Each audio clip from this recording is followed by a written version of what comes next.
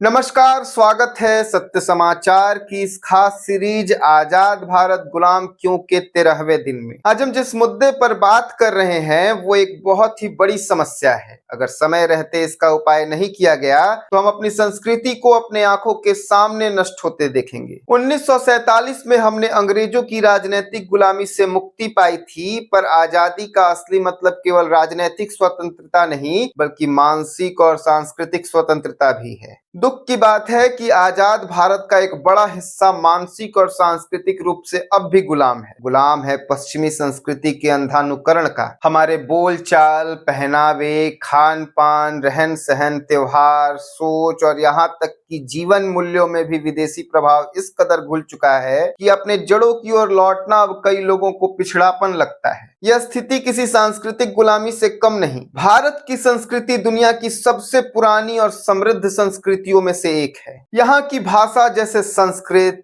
तमिल, हिंदी, बंगाली, मराठी, गुजराती, पंजाबी, मलयालम, ये केवल भाषाएं नहीं बल्कि हमारी सभ्यता के वाहक हैं। हमारी परंपराएं जैसे बड़ों के चरण स्पर्श करना, अतिथि को देवता मानना, सामूहिक रूप से त्योहार मनाना, संयुक्त परिवार में रहना, यह सब हमें सामाजिक रूप से जोड़ता है। इसके साथ साथ खान पान जैसे हमारी रसोई में केवल स्वाद ही नहीं, स्वास्थ्य और ऋतु चक्र का भी ध्यान रखा जाता है। साथ ही कला और संगीत का क्या कहना। शास्त्रीय नृत्य, लोकगीत, नाटक कला, राग रागिनी, ये हमारी आत्मा के रंग हैं। हमारी संस्कृति हमें जड़ों से जोड़े रखती है और वैश्विक स्तर पर हमारी पहचान बनाती है। लेकिन आज विदेशी संस्कृति के अंधानुकरण ने इन नींवों को हिला दिया है। आज के दौर में विदेशी संस्कृति का अंधानुकरण हमारी पहचान पर गहरा असर डाल रहा है। अंग्रेजी भाषा को स्मार्ट और एजुकेटेड होने का पैमाना मान लिया गया है, जबकि हिंदी और अन्य भारतीय भाषाओं में बोलना कई जगह शर्म की बात समझा जाता है। स्कूल और मीडिया में मातृभाषा की उपेक्षा हो रही है, जिससे नई पीढ़ी अपनी जड़ों से दूर हो रही है। पहनावे में भी पश्चिमी प्रभाव साफ दिखता है।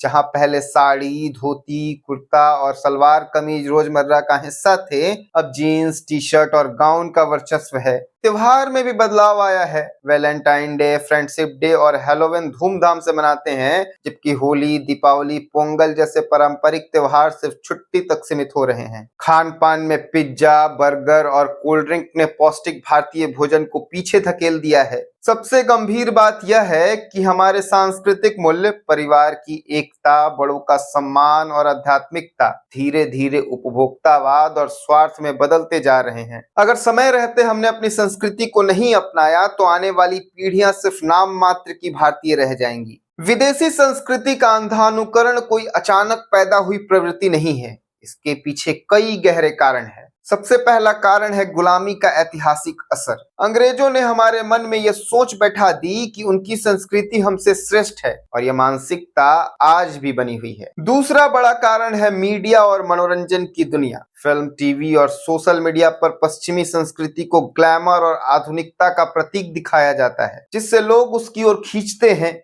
शिक्षा प्रणाली भी इस प्रवृत्ति को बढ़ावा देती है। स्कूल में पश्चिमी इतिहास, साहित्य और सोच को महत्व मिलता है, जबकि भारतीय विरासत की उपेक्षा होती है। आर्थिक वैश्वीकरण ने भी इसे अहम भूमिका निभाई है। बहुराष्ट्रीय कंपनी अपने साथ पश्चिमी जीवन शैली लेकर आई, जो धीरे धीरे समाज में पैठ बना चुकी है। युवा पीढ़ी में भी आधुनिक और कूल दिखने की चाह उन्हें विदेशी तरीकों की ओर खींचती है। अगर हम अपनी जड़ों को पहचान कर गर्व से अपनाएं तो न केवल अपनी संस्कृति बचा सकते हैं बल्कि दुनिया को भी इसकी समृद्धि से परिचित करा सकते हैं। सांस्कृतिक गुलामी का सबसे बड़ा खतरा हमारी पहचान के संकट में है। जब हम अपनी जड़ों से कट जाते हैं तो ना हम पूरी तरह भारतीय रह पाते हैं और ना पूरी तरह पश्चिमी। इसका सीधा असर भाषा पर भी पड़ता है। मातृभाषाएं लुप्त होने के खतरे में हैं। पश्चिमी जीवन शैली के अंधानुकरण से हमारे पारिवारिक और सामाजिक मूल्य कमजोर होते हैं, रिश्ते में दूरी बढ़ती है, आर्थिक स्तर पर भी नुकसान होता है।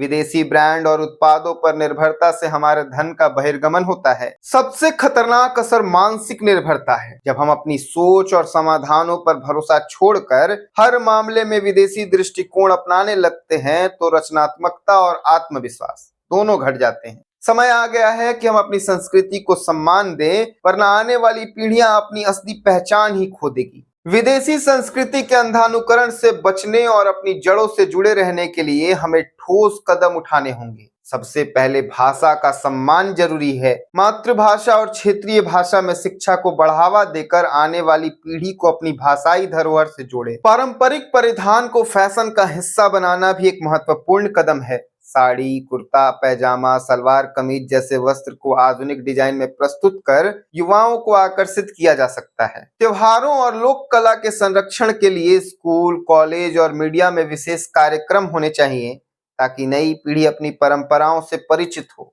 स्थानीय खान पान को भी लोकप्रिय बनाना जरूरी है। भारतीय व्यंजन को रेस्टोरेंट और बाजार में ट्रेंड बनाया जाए। मीडिया की जिम्मेदारी है कि भारतीय संस्कृति को आधुनिक और आकर्षक रूप से पेश करे। साथ ही युवाओं को सांस्कृतिक आयोजनों में सक्रिय भागीदारी के लिए प्रेरित किया जाए और सोशल मीडिया पर भारतीय परंपराओं का प्रचार किया जाए। याद रखें, संस्कृति सिर्फ अतीत की धरोहर नहीं बल्कि भविष्य की पहचान है। राजनीतिक आजादी का कोई अर्थ नहीं अगर हम मानसिक और सांस्कृतिक रूप से गुलाम बने रहें। विदेशी संस्कृति से सीखना बुरा नहीं, लेकिन आंख मूंद कर नकल करना हमारी पहचान और अस्तित्व के लिए खतरा है। भारत को आजाद भारत से आत्मनिर्भर और आत्मगौरव से भरा भारत बनाना है तो हमें अपनी भाषा, परंपरा, त्योहार, पहनावा, खान पान और मूल्यों को गर्व के साथ अपनाना होगा। याद रखिए, जो राष्ट्र अपनी संस्कृति भूल जाता है वह इतिहास के पन्नों में केवल कभी महान था बनकर रह जाता है। तो ये था आज का 13वां कारण,